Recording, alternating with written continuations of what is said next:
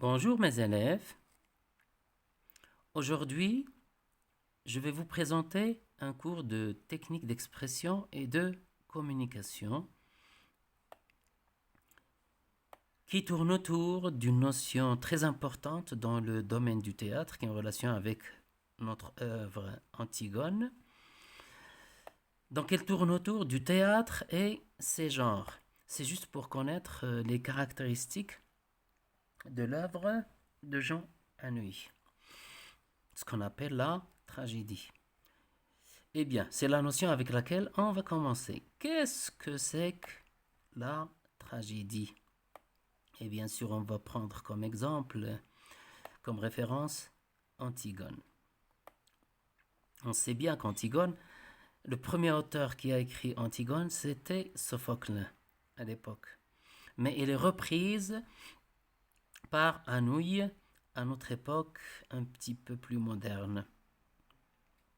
Quelles sont les caractéristiques d'une tragédie? En général, les personnages, ce sont des nobles. Surtout des rois, des princes, des princesses, comme c'est le cas dans Antigone. Ces personnages, ce sont des héros de la pièce. Ces héros ils se dressent contre les dieux dans l'Antiquité gréco-romaine, par exemple à l'époque de Sophocle.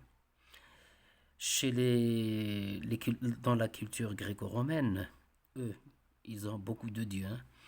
Et s'il y a un humain qui se dresse contre les dieux, ça commence ce qu'on appelle cette caractéristique de la tragédie. Ces personnages, ils se dressent aussi contre la fatalité. La fatalité, c'est-à-dire leur futur, ce qui va se passer, c'est-à-dire je peux changer mon futur, toi le Dieu, tu ne peux pas me contrôler. Donc c'est une sorte d'un défi contre la volonté divine, contre ce que veulent les dieux chez eux.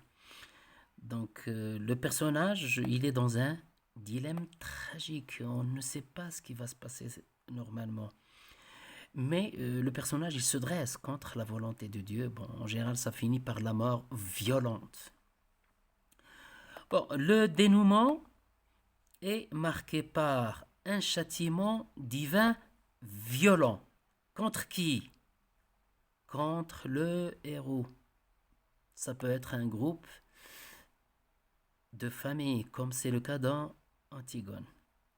Donc le dénouement, il est bien sûr... Un châtiment, ça veut dire un châtiment, ça veut dire une punition. Divin, c'est une punition divine et violente. C'est ça le tragique dans une tragédie. Quel est le but d'une tragédie normalement? C'est ce qui permet au spectateur de se libérer des passions refoulées par la purification. C'est-à-dire le spectateur, il regarde la pièce, il se libère, il vit la pièce par ses sentiments, ses attitudes. Et ces passions, ce sont des passions qui sont refoulées, c'est-à-dire les choses qu'il ne peut pas montrer normalement devant les autres. La purification, c'est-à-dire qu'il purifie, il rend propre un peu son âme. Par quoi? Par le spectacle de la terreur, c'est-à-dire la peur, mêlé à celui de la pitié, c'est-à-dire il y a un mélange de peur et de pitié lorsque je suis en train de regarder une tragédie. Donc cette purification, c'est juste, c'est comme si vous dites une mise à jour, une prise de conscience par le spectateur que les forces divines, elles sont fortes. En France, au XVIIe siècle, la tragédie est présentée sous forme d'alexandrin, c'est-à-dire normalement toute la pièce, c'est de la poésie. Tout ce que disent les personnages, c'est un poème. C'est un poème. Un alexandrin, ça veut dire qu'il y a 12 syllabes dans chaque vers. Regardez juste le mot alexandrin, on va essayer de voir combien de syllabes. Vous avez une voyelle par syllabe. A, Alexandra. Donc on a 4 syllabes. Et bien sûr, l'alexandrin chez les Grecs et les Romains, et même en France, c'est la meilleure poésie. C'est la poésie sublime.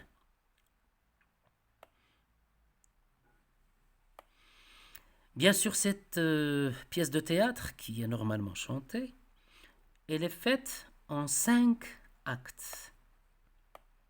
Dont le dernier, c'est une catastrophe naturelle qui provoque la mort tragique, c'est-à-dire violente, voilà, du héros de classe royale et ou princière. Donc ça, c'est le propre de la tragédie. Regardons maintenant, pour faire une petite comparaison, ce que c'est que la comédie. Comme par exemple le bourgeois gentilhomme que vous avez vu entre en commun. C'est quoi une comédie? Une comédie, dans une comédie, les caractéristiques, bien sûr, les personnages sont ordinaires, qui mènent une vie ordinaire. C'est comme vous, moi, tout le monde. Elle est écrite en 1 ou 3 ou 5 actes, comme dans Le Bourgeois gentilhomme. C'est comme des chapitres pour un livre en prose. Le dénouement est souvent, heureux, où on résout les conflits familiaux, scolaires, conjugaux, etc. C'est-à-dire on évoque des problèmes et on essaie de trouver des solutions dans ce type de théâtre. Le style est élevé pour une intention de morale au XVIIe siècle, ou style familier dans la farce. C'est-à-dire, le style, il est vraiment accéléré, on est en train de suivre l'intention, c'est-à-dire le but. C'est une intention morale, c'est-à-dire on vise ce qui est côté problème moral. Dans un style, au XVIIe siècle, c'est un style familier, c'est-à-dire comme dans la farce, c'est-à-dire un style foulé populaire, c'est du langage ordinaire pour tout le monde. Autre caractéristique, c'est le but. Le but, c'est quoi d'une comédie? C'est le rire. C'est le comique. Mais c'est aussi la satire, c'est-à-dire la critique de quoi? Des défauts humains ou des abus sociaux. Il y a des gens qui exploitent socialement d'autres. On montre les défauts, puis après on les critique. Parfois, c'est un discours qui montre vraiment quelque chose qu'il ne faut pas faire dans la vie. Bon, maintenant passons à ce qui est drame. C'est quoi le drame? C'est un courant romantique. Normalement, tout ce qui est relatif avec les sentiments humains, surtout par exemple celui de l'amour. C'est une synthèse de la comédie mêlée à la tragédie.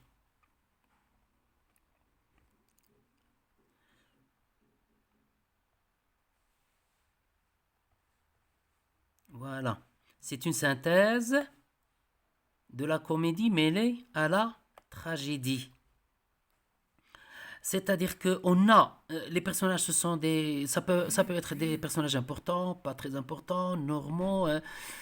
Et la tragédie, c'est-à-dire ça peut finir par ce qui est tragique, par la mort, par le suicide, on ne sait pas, c'est des dénouements qui sont variés, hein. Donc, autre caractère, c'est une opposition entre le sérieux et le comique, le beau et le laid. C'est-à-dire, en même temps, on a ce qui est sérieux, c'est comme dans la tragédie, et on a le comique, comme dans la comédie. Il y a ce qui est beau, ce qu'on aime voir, et ce qui est mauvais à voir, le laid, c'est-à-dire, par exemple, la mort, ce qui est violent.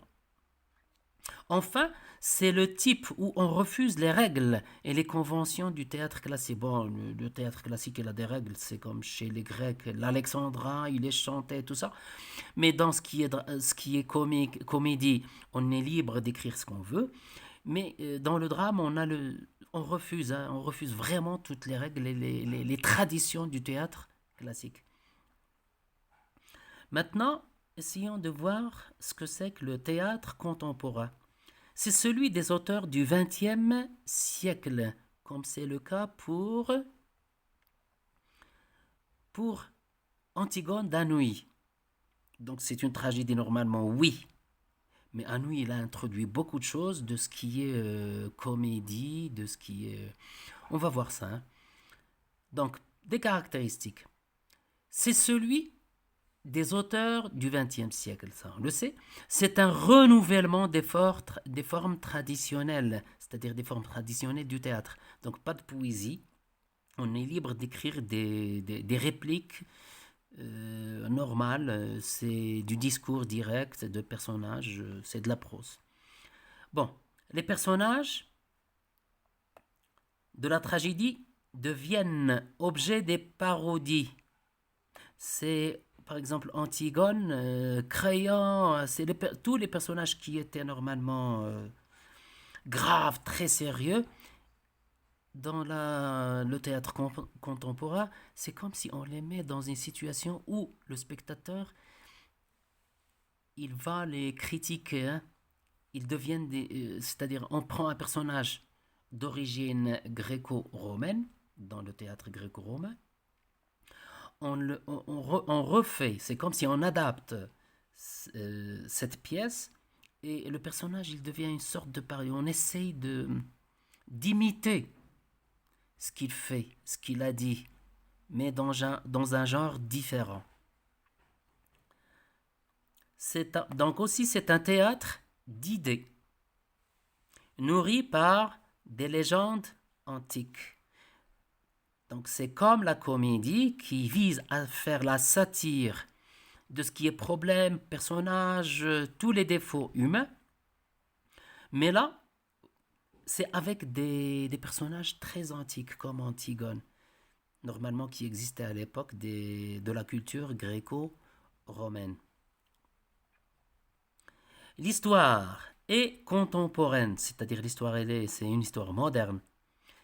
Mais dans le but, c'est un engagement de la part du dramaturge, c'est-à-dire celui qui écrit cette pièce de théâtre, comme par exemple Anouilh. Donc Anouilh, il est engagé, ça on le sait. On a déjà vu ça lorsqu'on a fait le résumé et la biographie de Jean Anouilh.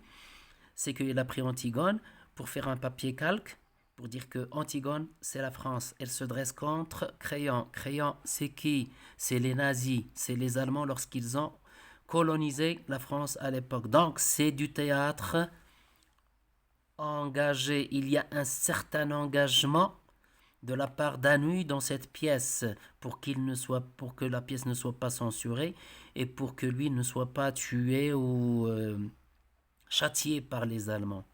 Par exemple, on a le théâtre de l'absurde qui s'interroge sur la condition humaine. L'absurde, ça veut dire quelque chose qui n'a pas de sens. Et il y a un type de théâtre qu'on appelle le théâtre de l'absurde. C'est-à-dire cette vie, ce qui se passe dans cette vie, la condition, c'est tout ce qui est humain. Est-ce que ça a un sens ou non? C'est ce qu'on cherche à faire dans ce théâtre de l'absurde. Le langage appartient à des types de personnages désespérés, touchés par un pessimisme radical. Les personnages désespérés, ce sont des personnages qui n'ont plus d'espoir et qui sont pessimistes, qui voient la vie en noir. Donc c'est ça le propre du théâtre contemporain. En général, il met en cause la logique de notre monde dans des dialogues délirants, des dialogues qui n'ont aucun sens. L'exemple, c'est la pièce Rhinocéros de Ionescu. Je ne sais pas si vous l'avez lu, mais dans cette pièce, on a déjà vu dans le vocabulaire du théâtre ce qu'on appelle le polylogue ou bien la cacophonie. C'est des langages, c'est des dialogues qui se passent en même temps et il faut suivre ce couple qui parle avec ce trio qui parle avec... Et bien sûr, les deux ou trois dialogues, ça se complète normalement dans le sens, mais c'est un mélange. Donc les dialogues, ils sont vraiment délirants. Et rhinocéros, c'est des gens qui se transforment en rhinocéros, c'est symbolique, c'est-à-dire les gens qui se changent en rhinocéros, qui deviennent comme ce que veulent peut-être les gens de la politique à l'époque en 1960. C'est-à-dire il ne faut pas changer le personnage principal de cette comédie, ça fait rire, c'est un certain Jean qui ne change pas, lui, ne s'intéresse pas à ce qui change. Bon, il reste humain, il ne change pas en rhinocéros. Merci pour vous dire que Antigone n'est pas vraiment une tragédie au sens du, c'est-à-dire complètement écrite par Anouilh. Il y a les soldats qui sont tournés en dérision, qui sont des comiques. Leur discours, ça fait rire. Ça entre dans le cadre du théâtre contemporain. Mais Antigone, ça reste une tragédie parce qu'il y a les grandes séquences, ce sont des séquences tragiques dans cette pièce de théâtre. Merci mes élèves et à la prochaine fois.